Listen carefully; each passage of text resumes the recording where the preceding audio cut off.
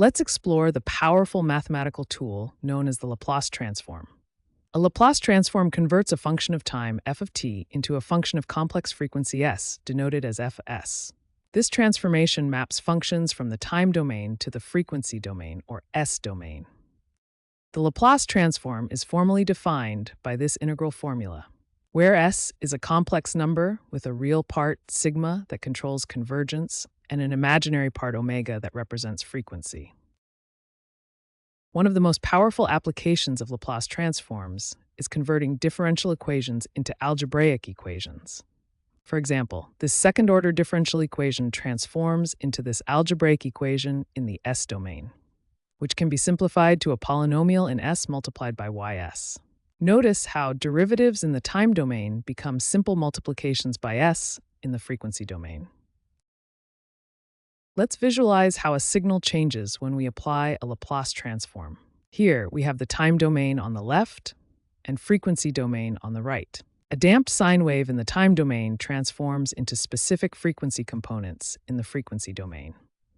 As you can see, complex behaviors in the time domain often become simpler expressions in the s domain. Laplace transforms have several important applications in engineering and mathematics.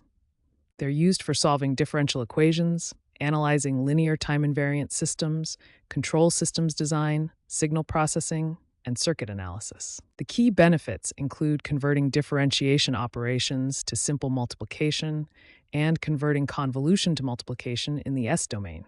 Let's apply Laplace transforms to solve a second-order differential equation. We'll follow a four-step process to solve this equation.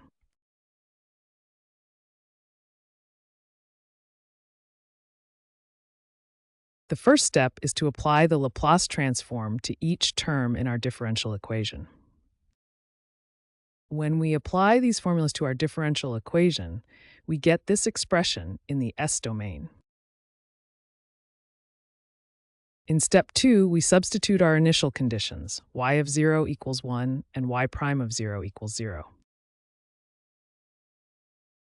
In step 3, we solve for y of s by grouping terms and isolating y of s. In step 4, we find the inverse Laplace transform.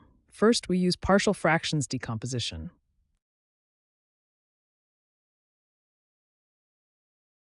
Using inverse Laplace transform properties, we convert each term back to the time domain. Let's visualize our solution as a function of time.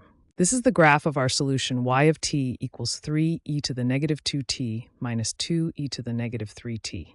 We can see it starts at y equals 1 when t equals 0, and then decays to 0 as time increases. Here's a table of common Laplace transform pairs frequently used in engineering applications. These transforms allow us to easily convert between the time domain and s domain. As we've seen, Laplace transforms convert complex differential equations into simpler algebraic problems that are easier to solve.